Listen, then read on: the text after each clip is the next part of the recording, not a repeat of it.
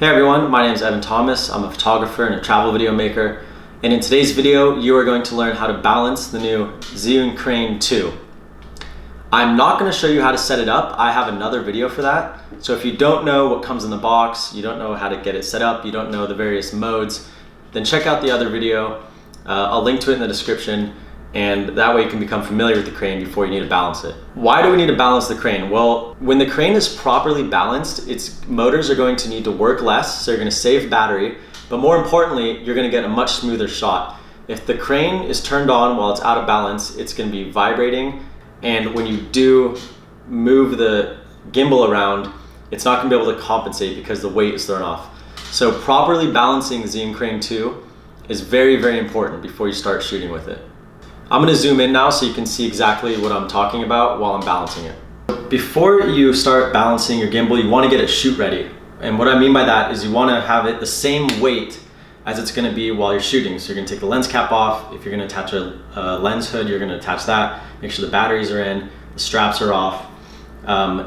You want the final weight of the camera while you're balancing it. Okay, so there's one thing to remember while balancing, and that is you want to find the center of gravity of the camera, because you want to align the center of gravity with all of the points, with all of the motors. So it's finding the center of gravity.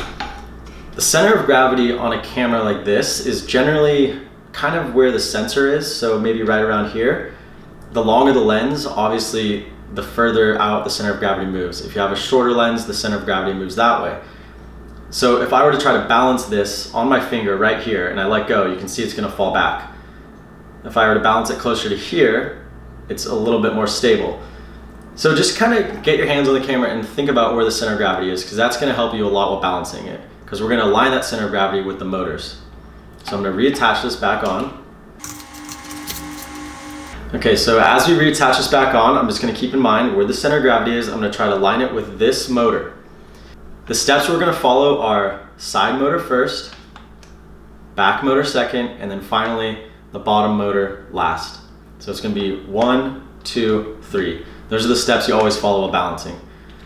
Okay, so that looks about right for aligning the center of gravity with this motor. I'll show you from this side. Here's the motor, here's the center of the motor. Imagine a line running down through, intersecting with the center of gravity of the camera.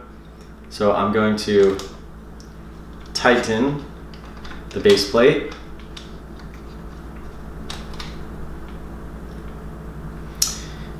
And now we're going to adjust this motor. So the way you do that is by pointing the camera down. And this is actually already pretty adjusted, but I'm just gonna throw it out of balance so you can see how I would do it anyway. So let's say when I pointed it down, the camera was falling this way.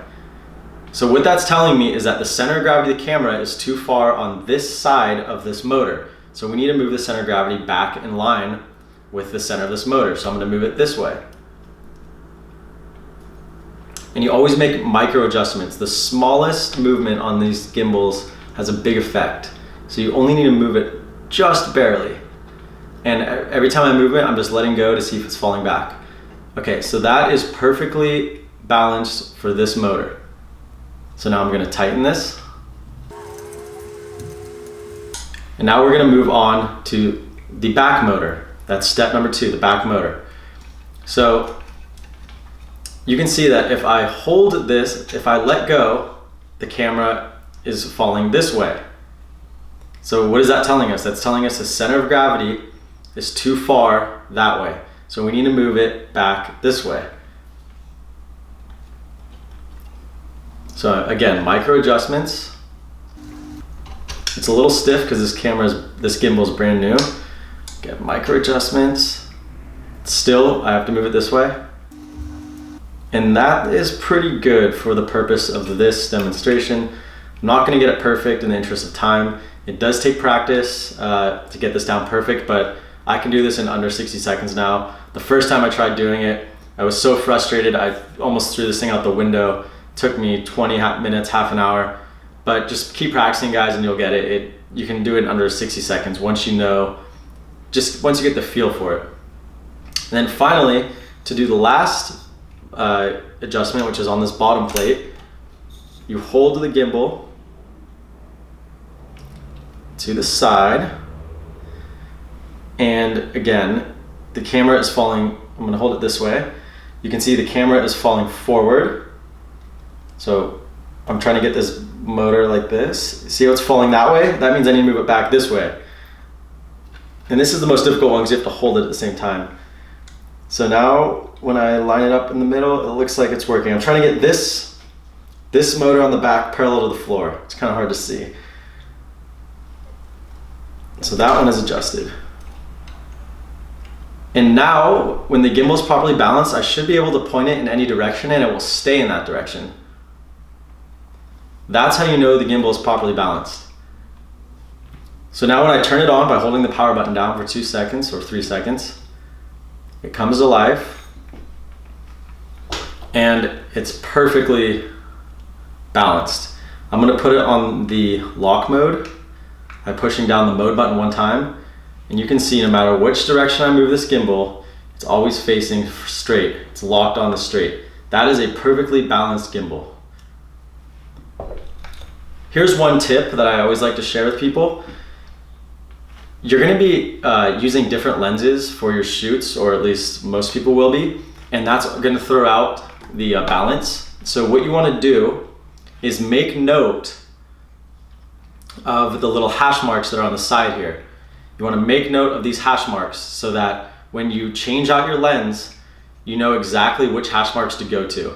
And I just store those notes in my phone, in the notes section. So when I'm on set or I'm out traveling and shooting and I need to change my lens, I say, okay, I'm putting on my 10-18 wide lens. These are the hash marks that I need to go to. And I don't even really need to balance it. I just line up little hash marks and that lens is perfectly balanced.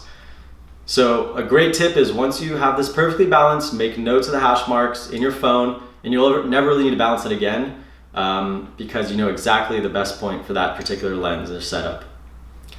All right guys, if you have any questions, leave a comment below. I respond to every single comment.